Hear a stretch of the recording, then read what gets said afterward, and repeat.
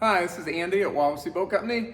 We're going to take a look at this 2007 Nautique 226 Team Edition that we just got in, that's for sale, and it's currently on our website, and we have it here in our showroom. Let's go take a look. This is a really clean boat. You'll notice it does have some oxidation and needs a buff, but the interior, which we'll get into it here, is in excellent condition. We have not cleaned this boat up at all. This is the way it came to us. Has docking lights here on the front. It's a two-owner boat. The original customers bought it new from us and we serviced it, and we sold it to another customer from Indianapolis that took it down there and used it for a couple of years, and they just weren't using the boat, so they just brought it back to have us sell it for them. And they bought the trailer at that time. So the trailer was brand new like 2 years ago. So it's a tandem axle, brakes on both axles. It's got a swing tongue and obviously a winch. You can see up here you got docking lights on the front. As you go around, you'll notice there's really no damage to the boat per se, other than oxidation, which it needs a good buff. They did, when they took it down to Indianapolis, they hit their tower on a bridge. So they had a brand new tower made, and it's a custom tower that's powder coated. It's not just the bare aluminum, so it's a little nicer. And they have upgraded tower speakers, and they have a double bimini top and upgraded board racks, which were not even available. So that's a little plus that you get with this boat. You can see right here, it has the Sirius radio option. This also has cruise control, which you'll see in a minute. But let's take a quick walk around the boat. Other than the oxidation, see a tiny little scuff there, but that'd buff out with the buff. The graphics are in pretty good shape. I see one little tiny scrape in the graphic there, but otherwise they're in really good shape, which that's basically never happens, which tells you how well the boat's been maintained. A couple little dings in the fiberglass here in the white, which those are deep enough, you're not gonna buff those out, but that's probably one of the worst spots. We'll climb up here in the boat in a little bit. They had a brand new cover made at the same time they did the tower, so the cover is in excellent shape. It comes all the way down out over the swim platform. There are a few nicks I noticed in the swim platform. You can see one there, a pretty good one here. Not totally uncommon on the swim platforms because all the skis hitting them and everything, you do tend to get some little issues, I guess you'll say. Let's continue on around the boat. Not quite as oxidized on this side. This is probably I don't know. There's one little scuff in the graphic there. Other than that, that graphic looks really good as well.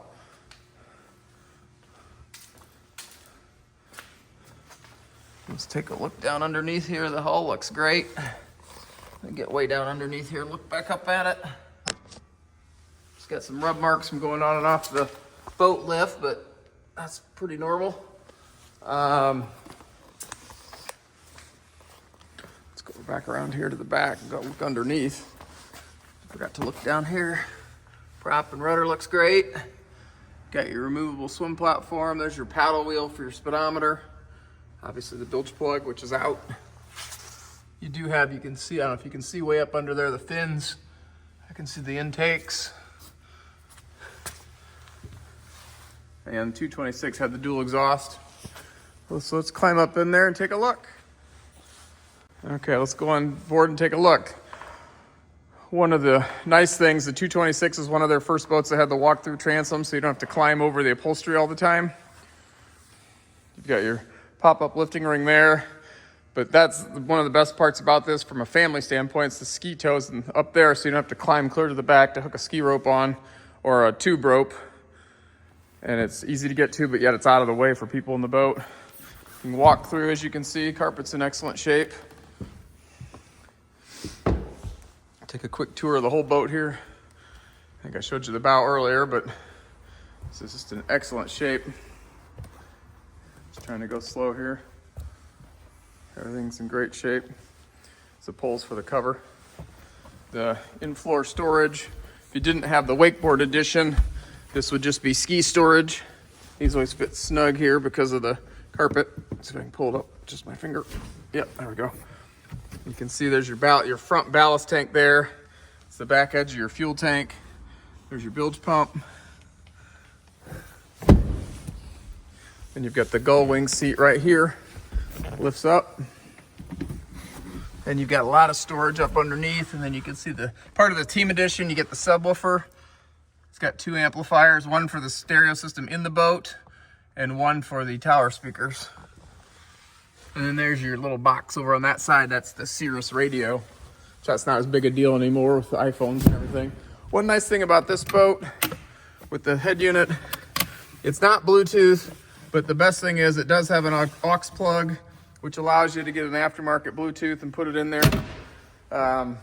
So you can still play Bluetooth through it. You do have a stereo remote over here to control your volume for the stereo over there. Yeah, let's see, you've got a toggle switch on off for your battery switch there, which is an override, and I'll show you back here. You have a dual batteries. You have one battery under here and one battery over here, and the battery switch will be in there. But this is a master override. So then the way this works, the keyless start, punch in the code, you hit start, whoops, push the code. It should blink each time you push in a number, and then you push start, and then that light should stay on. Sorry, steering wheel's sort of in the way. The light stays on, you know you entered the code properly. And there's one light, and if I push start again, the second light there comes on. That's in the run mode. If I'd hold it down again, it would start the boat. I can see the perfect passes coming on. Your instrumentation's coming on. Sorry, my phone just rang and it turned off my video. Everything's coming on. You've got all your gauges coming on. You've got you can see your hour meter right there. Let me zoom in on that a little bit. It's a 478.6 hours, and you can push this button and rotate through. There's fuel consumption, engine temperature, volts, oil pressure, back to hours, and over here's your depth finder, water temperature, air temperature, miles per hour, and back to depth. And then you've got your perfect pass, which works off the paddle wheel. And then over here you've got all your analog gauges. Down here you've got your horn, you've got your bilge pump, your blower, bilge pumps there, nav lights. You can see all your dash lights come on when I turn that on and off. You've got your courtesy lights, which you've got a little light right up there. I know you've got another one there, and I think there's a few up under the side panels that you can't see. You got your heater, that's 3 positions. You push that and it's on low, so you got your defrost there. You've got 2 pull-outs right there. I don't know if you can hear that humming. And then you hit it again, and that's like medium. And then that's high. You hit it one more time, and it goes off. This turns on and off your accessory plugs. Or that's if you had an accessory you wanted to add, that's your button, turn it on and off. All your ballast, you can hear them. I don't want to leave them running because they all run fine. You push this and hold it, and it'll blink. You can see it blinking. So when they're solid, they're filling in. When you push and hold and they blink, then you're pumping out. And then you've got gauges down here on the side that tell you how full, and they're labeled port, belly, and starboard. Obviously your throttle is right there. Got a 12-person capacity, which is great. This is your manual toggle switch for your battery switch. When you're done with the boat, like when you're pulling a skier, say it's running right now, you'd have both lights on. You hit stop, and that'd stop the engine. And then you hit start, and that would start the engine to change skiers. When you're done with the boat, you hit stop, and you'd punch in your code, and you'd hit, trying to fight around the steering wheel here, hit stop, and if that light goes off, you know you successfully have locked it out, and if you hit start, it won't start. And that code can be changed anywhere from 2 to 8 numbers long, and any digit, it's like the first button's a 1 and a 2, the second's a 3 and the 4, and so on. So you can have basically any number you want, you can put in there. This is your manual or a battery toggle switch. If I flip this to all off, nothing will start, the battery's off. I do have another battery switch in the back. I kind of already showed you the front bow up here, but you can see how clean that is. There is a table input, but there's no table with the boat. There probably was when it was new, but there is no table with the boat.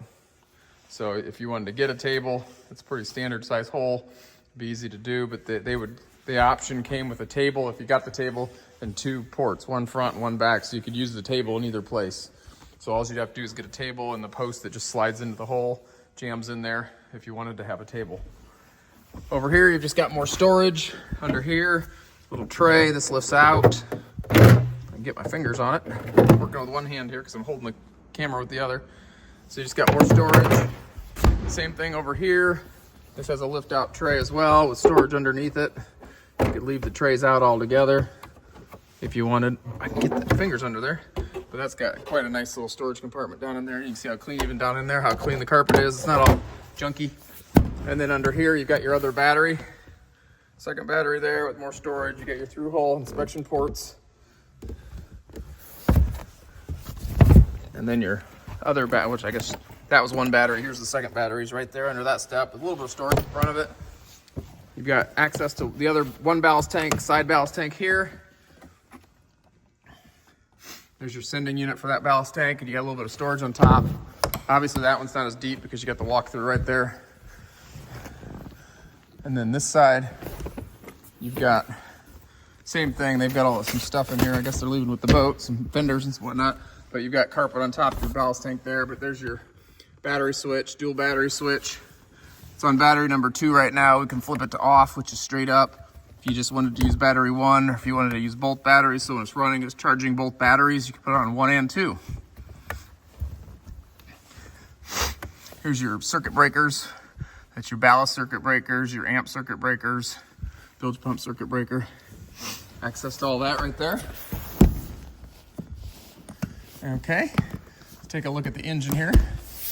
One nice thing Nautique does when this lever's down, if I flip this around, if you flip it the wrong way, you see a red dot, that means it's not locked. So like, watch, I'll let go if it's got, but you always want to turn it when you want to lock it so that red dot is facing down and then it's locked. Back this up a little bit. So it's got the 6-liter ZR6 engine. I think it's 385 horsepower, I believe, 375 or 385. But the standard engine was the 330, the 5.7. This is the 6-liter, which is more the standard engine in today's boats. This is really nice in a 22.5-foot boat, wakeboard boat. When you put all the ballast in and people, it's got a lot of weight, and that 6-liter really pushes it nicely. So that's a nice feature. New, that was a $4,000 upgrade, so that's a really nice feature. We already talked about the tower some, but they've got the nice monster tower racks that have you've got the board racks over here, and you've got a ski rack on that side. And then the bimini's nice because it's a 2-piece bimini, so you got it going forward and back, so you've got a nice coverage with your bimini. It's got the tower mirror mount. Just trying to see if there's anything else I've missed. But it's just a really clean boat if you're looking to get into a really nice wakeboard boat and don't want to spend $200,000. This would be a really nice option. If you have any questions about the boat, it's here at the boat company. If you'd like to stop in and take a look at it, or if you want to set up an appointment first, just give us a call, send us an email, and we'd love to talk to you about it. We appreciate you viewing the boat. Give you an overview here again from the back. Stand back here. Just a really nice boat. Like I said, while it does have some oxidation, I think a good buff will take 90% of that off. And there's no big giant places where it's smashed into piers. It was kept on a shore station its whole life, except the last year or two. It did run a pier slip, so you can see a little bit of extra oxidation at the water line. But that was just in the last year or two. That was not its whole life. So I think, again, that'll all should buff off. But, it's just amazing how clean that interior is.